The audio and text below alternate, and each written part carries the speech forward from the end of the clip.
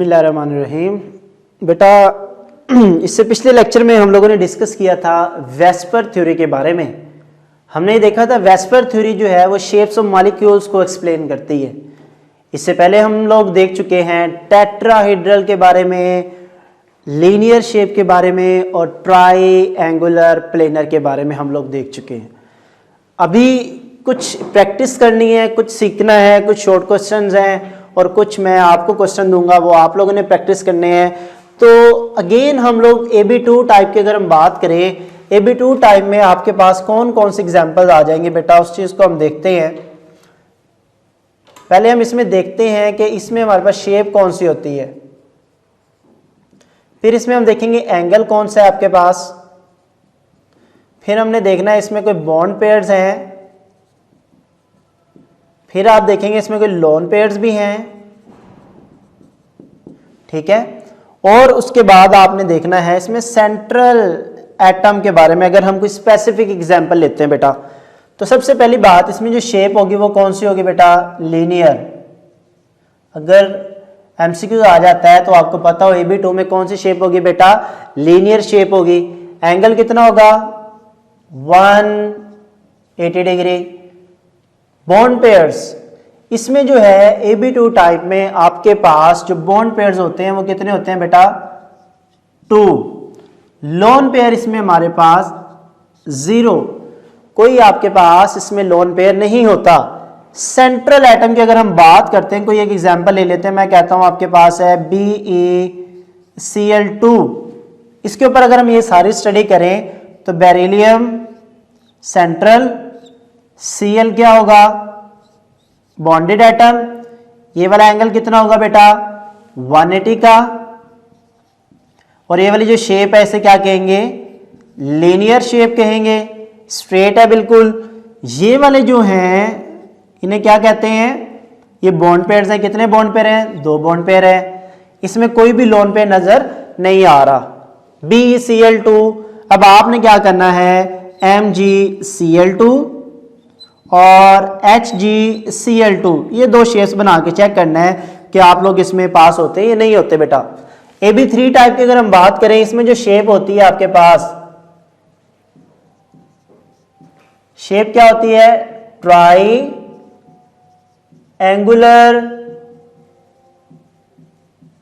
Planar. Angle क्या होगा बेटा इसमें आपके पास 120। बॉन्ड पेयर्स में कितने होते हैं आपके पास, बॉन्ड पेयर्स AB3, इसका मतलब है इसमें 3 बॉन्ड पेयर है। एक एग्जांपल लेते हैं हम, BF3, इसी तरह से AlCl3। अब एक एग्जांपल हम ये बोरॉन ट्राइफ्लोराइड बनाते हैं, यहां पे फ्लोरीन, यहां पे फ्लोरीन और यहां पे फ्लोरीन। जरा देखिए कौन सी शेप बन गई, ट्राईएंगुलर प्लेनर। ये वाला जो एंगल होगा कितना होगा, 120। बेटा ये क्या है आपके पास, बॉन्ड पेयर्स हैं, 3 बॉन्ड पेयर है, इसमें भी कोई लोन पेयर नजर नहीं आ रहा। ये कैसे पता लगता है लोन पेयर है या नहीं है, ये पता लगता है सेंट्रल एटम से बेटा। सेंट्रल एटम बोरोन है, बोरोन का जो होता है एटॉमिक नंबर वो 5 होता है। अगर 5 है तो पहले शेल में उसके कितने होंगे, 2। सेकंड में कितने होते हैं, 3। वो तीनों के तीनों तो बिजी हो गए हैं फ्लोरीन के साथ। इसका मतलब है इसमें कोई भी आपके पास लोन पेयर मौजूद है नहीं है। उसके बाद अगर हम बात करें AB4 टाइप की, तो इसमें कुछ चीजें आपने समझनी है बेटा। AB4 टाइप में आपके पास, जैसे मैं आपको कहता हूं, ड्रा द स्ट्रक्चर ऑफ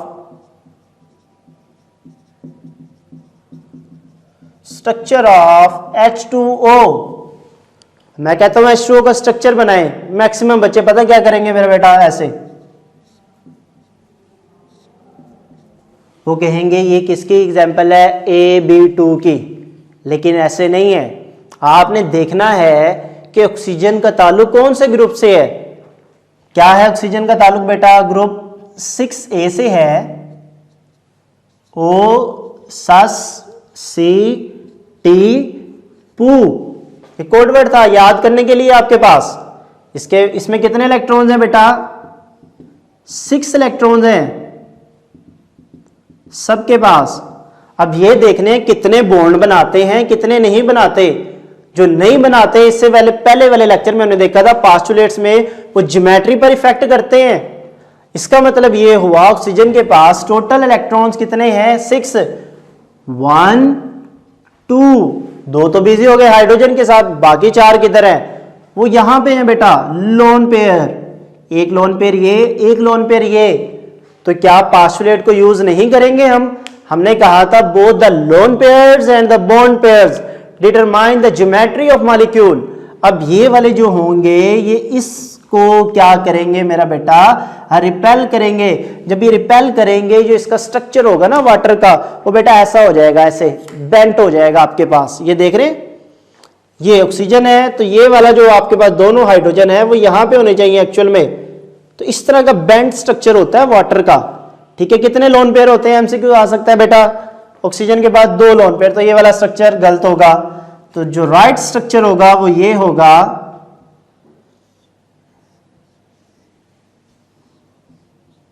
ये वाला, ये राइट स्ट्रक्चर होगा। अब इसकी डिटेल देखते हैं बेटा। इसमें जो आपके पास है, अगर आप ऊपर वाला स्ट्रक्चर तो रॉन्ग है तो हम उसको क्या करते हैं, रेस कर लेते हैं। अब एक चीज यहां से आपने समझनी है, ये जरा देखें भला, ये कौन सी ज्योमेट्री है? ये कौन सी है बेटा? टेट्राहेड्रल।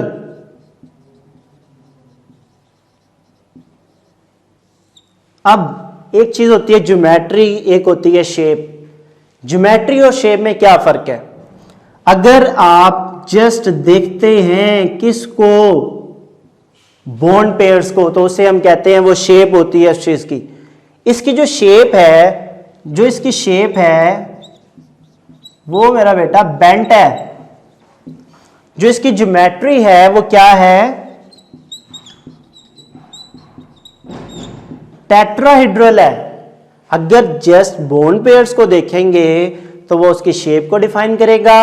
अगर आप bond pairs plus lone pair सबको देखते हैं तो उसे हम क्या कहेंगे? वो क्या है? उसकी ज्योमेट्री होगी, वो टेट्राहेड्रल है। अब जब ये वाले लोन पेयर्स ने इन बॉन्ड पेयर्स को रिपेल किया, इसकी वजह से ये वाला जो एंगल था ये कम हो गया। जो वाटर का जो एंगल होता है वो कितना होता है? एंगल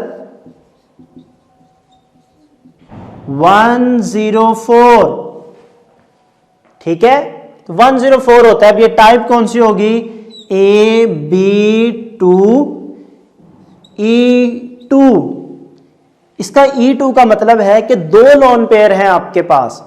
कुछ बुक्स में E लिखा होता है, कुछ में X लिखा होता है, तो आप E2 भी लिख सकते हैं और X2 भी लिख सकते हैं।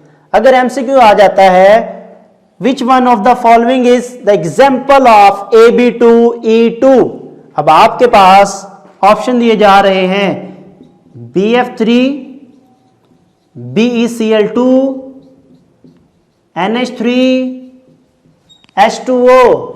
बड़ा इंपॉर्टेंट एमसीक्यू बेटा आ सकता है कि AB2 E2 की एग्जांपल आपके पास कौन सी है? तो वो कौन सा होगा? Right answer water. Got it?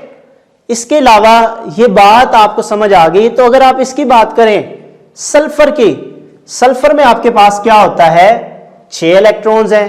तो मैं आपको कहता हूं draw the shape of SO2। अब मैक्सिमम बच्चे क्या करेंगे? शेप को गलत बनाएंगे बेटा। देखें जरा इस चीज को समझिएगा। SO2 मैक्सिमम बच्चों ने ये करना है, सल्फर को यहां पे दरमियान में रखना है, यहां पे हो, यहां पर हो। ये गलत हो जाएगी बेटा, शेप ये नहीं बनेगी। फिर कुछ बच्चे क्या करेंगे? ये वाली शेप बना देंगे। बताएं बेटा, ये शेप ठीक है गलत है? यस, ये शेप भी गलत है। आप कहेंगे सर वो कैसे? सल्फर के पास टोटल इलेक्ट्रॉन्स कितने थे? 6, लेकिन यहां पे तो अभी 4 इन्वॉल्व हुए हैं बेटा। इसका मतलब है ये भी गलत है शेप। तो बच्चे यही मिस्टेक करते हैं। तो बेटा जो राइट शेप है वो ये होगी,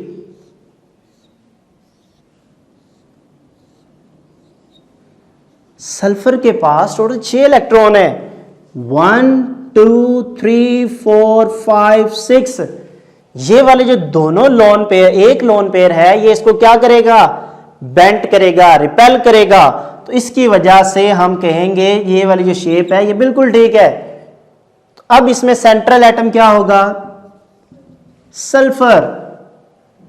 अगर आपसे पूछा जाए इसमें बताएं आपके पास लोन पेयर कितने हैं, इसकी किसकी एग्जांपल है, तो इसमें लोन पेयर कितने हैं बेटा, लोन पेयर इसमें कितने हैं, एक लोन पेयर है। ये किसकी एग्जांपल होगी, AB2E1। E1 का मतलब है एक लोन पेयर है। बात समझ आ रही। इसी तरह मैं आपको कहता हूं plot the structure of H2S। अब मैक्सिमम बच्चे इसको भी गलत ड्रॉ कर सकते हैं, लेकिन अब नहीं करेंगे। क्यों नहीं करेंगे, क्योंकि उनको पता लग गया है सल्फर के पास टोटल इलेक्ट्रॉन्स कितने हैं, 6। तो ये वाली बेटा इसकी राइट शेप होगी, ये ठीक हो गया। अब चलते हैं आगे, लास्ट लेक्चर को हम वाइंड अप करते हैं बेटा। Draw the geometry of CH4 and NH3। बेटा CH4 की तो हमने देख ली है, ज्योमेट्री क्या होगी, टेट्राहेड्रल होगी। आप इसको ऐसे प्लॉट कर सकते हैं।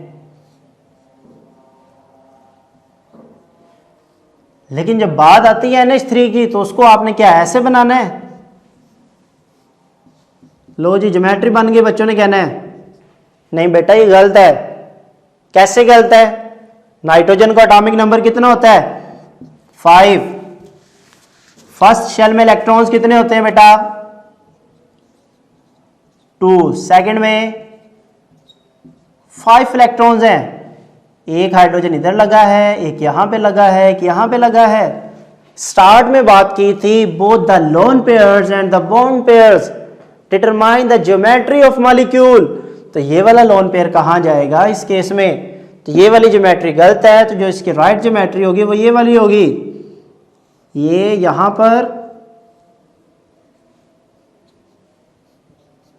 इसका मतलब है ये वाला जो लोन पेयर है ये इन दोनों को क्या कर रहा है, रिपेल कर रहा है। रिपल्शन की वजह से नीचे की तरफ आ जाएगा, और इसका जो एंगल होगा वो कितना होगा, रेफरेंस लें 109 से, टेट्राहेड्रल से। ये वाली शेप कौन सी बनती है, टेट्राहेड्रल। ज्योमेट्री टेट्राहेड्रल है, लेकिन शेप कौन सी है, ये ट्राइगोनल पिरामिड। पिरामिड कहते हैं मिस्र में, अगर वो जो अजूबा है उसकी जो शक्ल देखे ना वो ऐसी होती है बेटा। अगर आप इसको हटा देना इस तरह की, वो ऐसे बेंट हुए हुए नीचे की तरफ, वो जो कुब्स आपको नजर आता है, पिरामिड। ठीक है, पिरामिड भी कहते हैं, पिरामिड भी कहते हैं। इसमें जो एंगल होगा वो कितना होता है, 107.5 या 107.4। तो बेटा लास्ट पे हमारे पास है NF3 and BF3 are tetra atomic but different geometries why. अब आपने इसका आंसर बताना है। कहता है NF3 1 और 3 4, 1 और 3 4, चारों में, दोनों में 4 एटम है, लेकिन दोनों की शेप्स डिफरेंट है। रीजन क्या है मेरा बेटा, इसके पास यहाँ पे क्या मौजूद है, लोन पेयर मौजूद है, और इस केस में कोई लोन पेयर मौजूद नहीं है। तो यहाँ पे मैं कुछ शेप्स लिख रहा हूँ, वो आपने खुद प्रैक्टिस करनी है मेरा बेटा। वो कौन कौन सी हैं, एक मैं लिख रहा हूँ CO2, इसको आपने खुद प्रैक्टिस करना है, SnCl2, SO3, SO4-2। ये मैं आपको बना के दिखा देता हूँ। SO4-2 वाली आप कैसे बनाएंगे, ये यहाँ पे हम इसको ड्रा कर लेते हैं। SO4-2 बेटा सल्फर 1 2 3 4, 4 ऑक्सीजन लगे। ये -2 का क्या मतलब है, इसका मतलब ये है कि एक इलेक्ट्रॉन यहां पर आएगा, एक्स्ट्रा एक इलेक्ट्रॉन यहां पर आएगा। सल्फर के वैलेंस शेल में इलेक्ट्रॉन्स कितने होते हैं बेटा, 6 होते हैं, लेकिन यहां पे कितने अभी यूज हो रहे हैं, 1 2 3 4। तो आप क्या करें, एक जो है 5 6, और ऑक्सीजन तब -1 शो करता है जो यहां पे एक इलेक्ट्रॉन था वो इसने क्या किया, अपनी तरफ खींच लिया, क्योंकि बाहर से आया हुआ है। और ये आयन कहाँ से बना बेटा, ये बनता है आयन H2SO4 से। जब इसको आयनाइज करते हैं तो बनता है 2H positive plus SO4 2 negative. इस आयन की हमने शेप बनाई है। इसका मतलब है अगर कोई भी मॉलिक्यूल आपके पास आ जाए तो आप उसकी शेप को आसानी से प्रिडिक्ट कर सकते हैं। ओके बेटा, इनकी प्रैक्टिस करनी है। टेक केयर, अल्लाह हाफिज।